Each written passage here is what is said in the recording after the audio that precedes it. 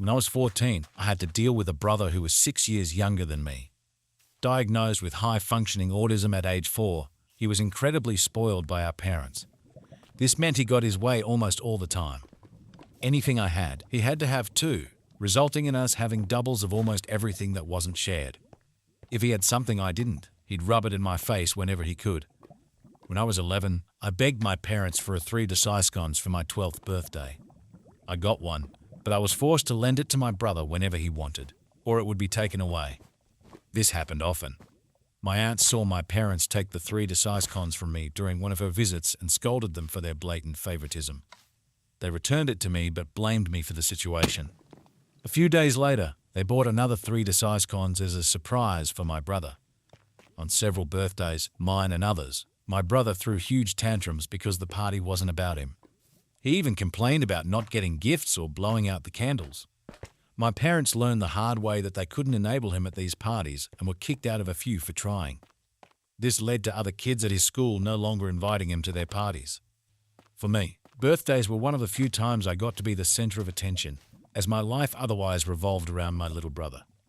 On my 13th birthday, my parents spent most of the time focusing on him and even asked if he could blow out my candles.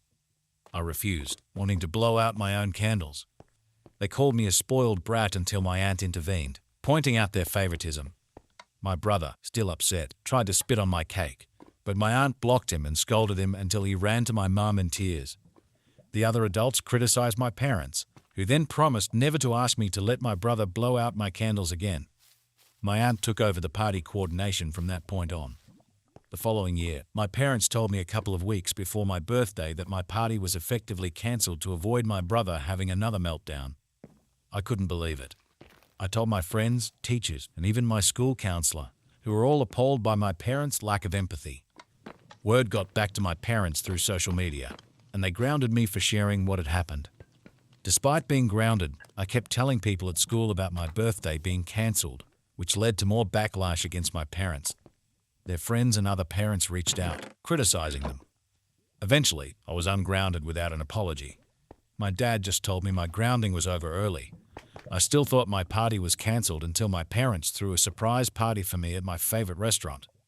They claimed this was their plan all along, but it was clear they did it to salvage their reputation. Despite the last-minute nature of the party, I got to celebrate with my friends and even receive the PS4 I had been wanting. My brother, of course, threw a tantrum and tried to push my cake off the table, but my parents finally put their foot down. They gave him a timeout, and my mum took him to a nearby McDonald's to calm down. From then on, my birthdays were simpler, but still about me. My aunt continued to call out my parents for their favoritism. Although my cakes never had my name on them again, likely because my brother refused to eat cake with someone else's name on it, I appreciated having a day just for me. My brother always made a fuss, but my mum would take him elsewhere to calm him down. When I moved out at 18, I took my PS4 with me, much to my brother's dismay. My parents had to buy him his own PS4.